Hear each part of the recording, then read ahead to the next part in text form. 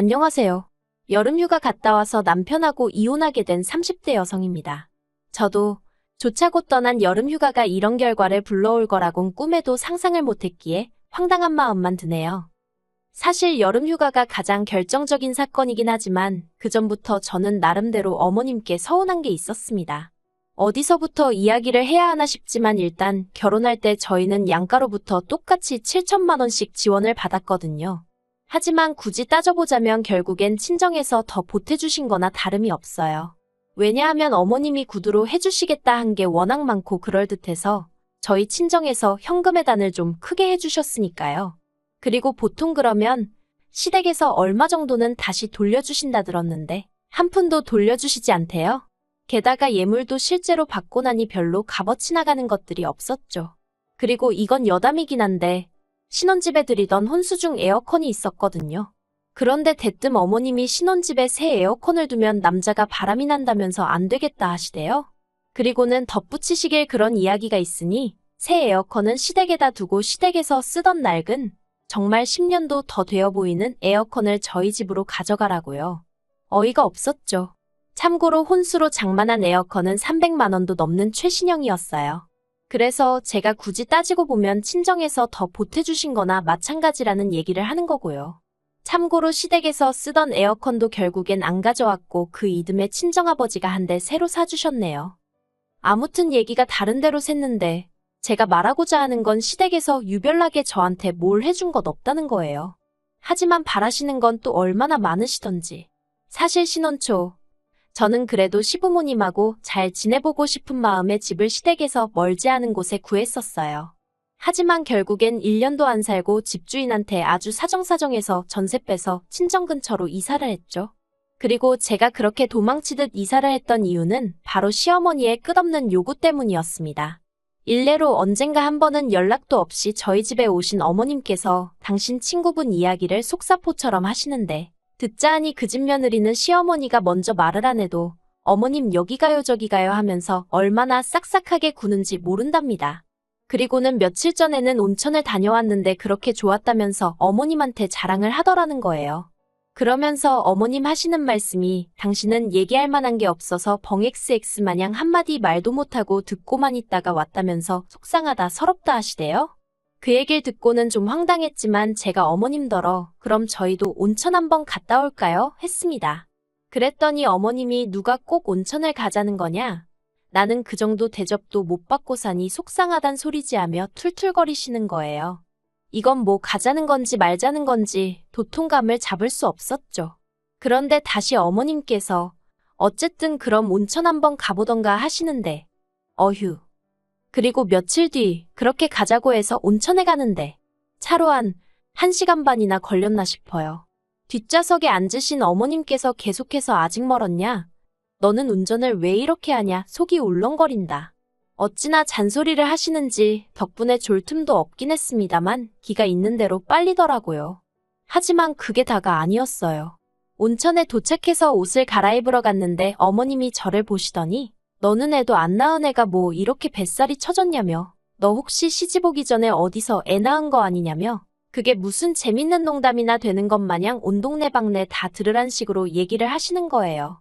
원래도 저희 어머님이 소위 말본새가 없다는 건 잘 알고 있었지만 그런 식으로 집 밖에서 당하니까 얼마나 수치스럽고 모멸감이 들던지 마음 같아선 온천이고 어머님이고 다 내팽개치고 집에 가고 싶었죠.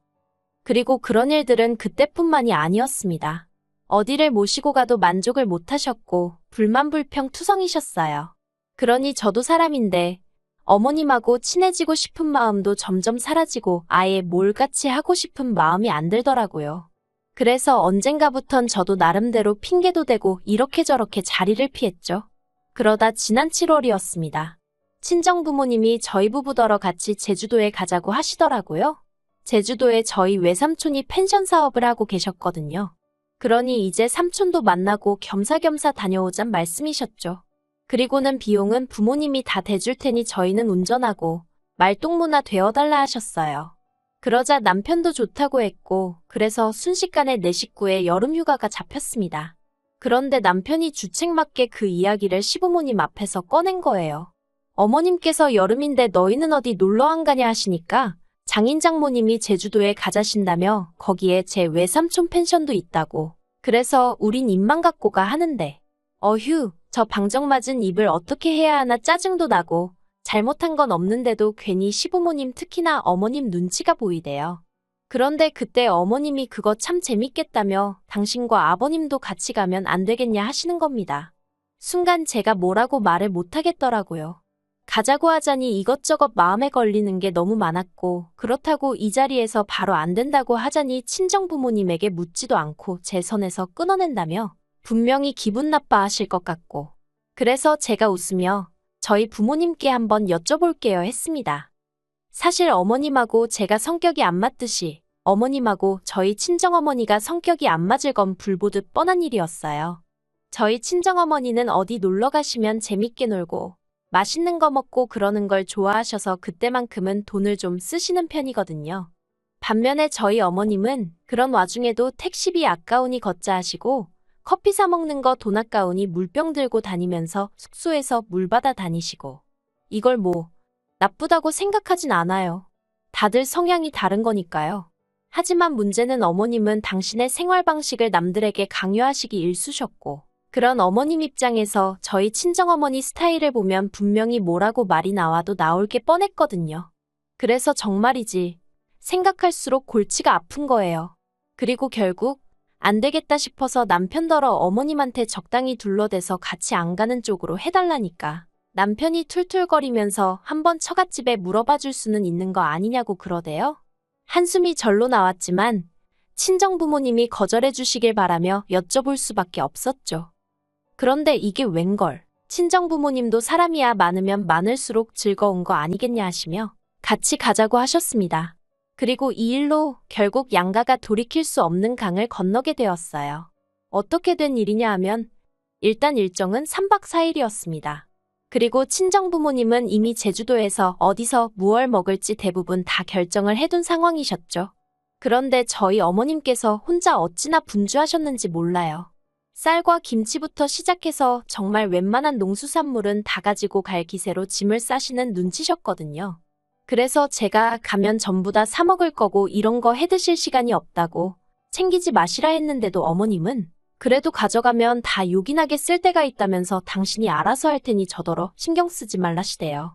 그리고 저도 솔직히 여행을 가기도 전에 이런 걸로 어머님과 진을 빼게 되니 짜증부터 나는 게 그래서 그냥 알아서 하신다니 알아서 하시겠지 하고 관심을 꺼버렸어요.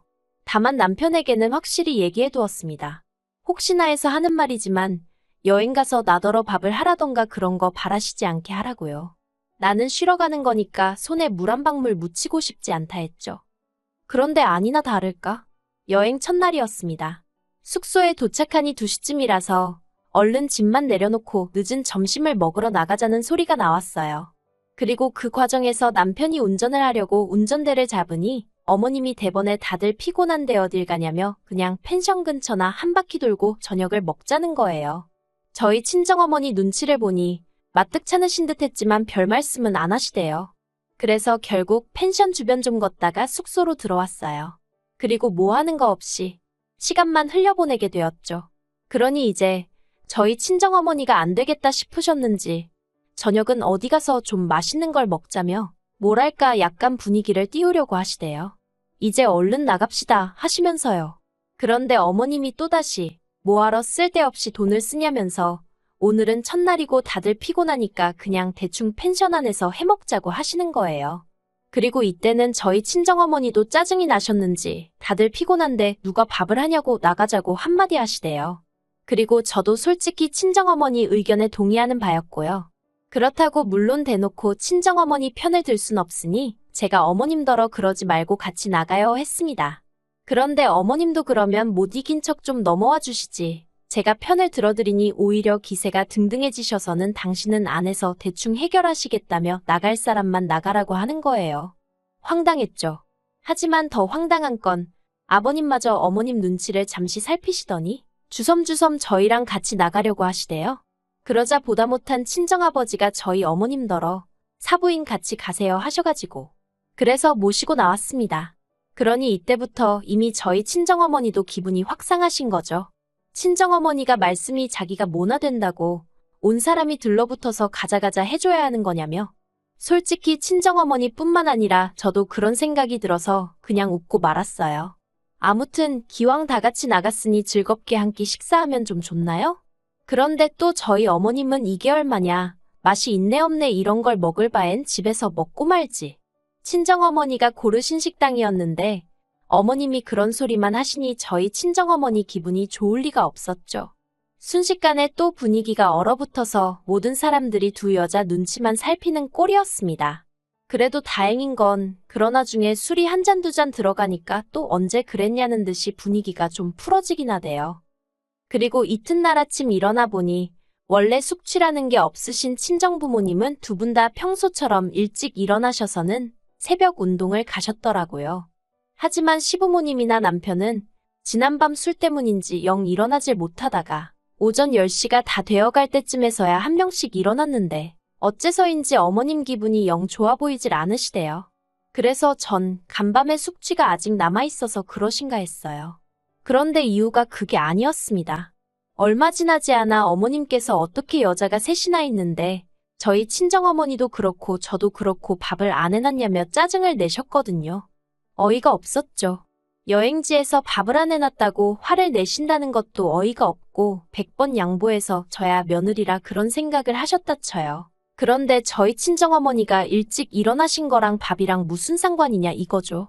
그래서 제가 저나 친정어머니는 원래 여행지에서 밥 안 해먹는다고 그러니 앞으로는 어머님이 드시고 싶으신 거면 어머님이 하시라고 했어요. 사실 평소라면 이렇게 말을 못했겠지만 이날만큼은 친정부모님도 옆에 계신데 내가 못할 말이 뭐가 있어 싶었거든요. 그리고 무엇보다 어머님이 친정어머니를 들먹이시니 도저히 가만히 참고만 있을 수가 없더라고요.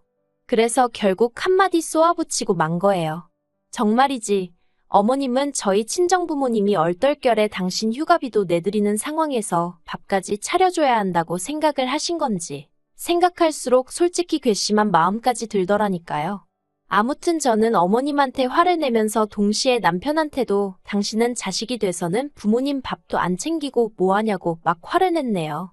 그러자 시부모님은 특히나 어머님은 얼굴색이 울그락불그락 난리도 아니었고 그리고 그걸 본 저희 친정아버지께서 저더러 그만하라고 하도 뭐라 하셔서 그쯤에서 멈추긴 했지만 분한 마음이 쉽게 가시질 않더라니까요.